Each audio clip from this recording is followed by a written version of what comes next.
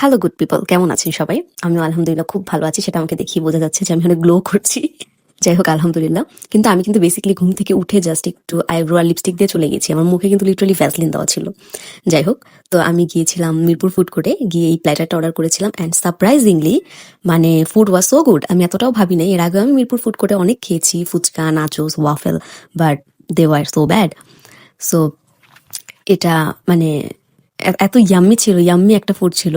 এখানে ফ্রাইড রাইসটা মজা ছিল, চিকেনটা মজা, ক্রিসপি চিকেন আমার বড় সাইজের খুব একটা ভালো লাগে না। যদি ছোট ছোট পপকর্নের হয় সেটা ভালো লাগে, বড় এরকম একটা লেগ পিস ক্রিসপি সাইজ আমার ভালো লাগে না। যাই হোক, এই যে আমার সাথে আমার যে পার্টনার আছে সে সুন্দর করে আমার থেকে আমার কোকটা নিয়ে গেল। Did you guys notice? যাই হোক, আমার কাছে এই যে কি বলে এটাকে, ভেজিটেবলটা, হ্যাঁ চাইনিজ ভেজিটেবলটা খুবই ভালো লাগে এটার সাথে। মানে কোনো চাইনিজ প্লেটারে চাইনিজ ভেজিটেবল থাকবে না এটা আমি মানতে পারি না। এটা থাকলে আমার খুব ভালো লাগে, ওটা দিয়ে আমি রাইস খেয়ে ফেলি, আমার আর কিছু লাগবে না। যাই হোক, আমি একটু চিকেনটাও ট্রাই করছিলাম। তো রিসেন্টলি আমি আমার জবটা ছেড়ে দিয়েছি। তো এই জন্য এখন হুটহাটি বাইরে যাওয়া হয়, বাইরে খাওয়া হয়, বাইরে ঘোরা হয়। কারণ আবার যখন একটা নতুন জবে আমি এঙ্গেজ হয়ে যাব, তখন আমি এই সময়টা নিজেকে দিতে পারবো না, প্লাস একটু ঘুরতে পারবো না, প্লাস ফ্যামিলিকেও দিতে পারবো না। তো যেহেতু এখন জবটা করছি না, তাই এই কয়দিন আমি বেশ ঘুরে ফুরে বেড়াচ্ছি, সময় দিচ্ছি নিজেকে, ফ্যামিলিকে। তো ইয়া দ্যাট ইজ।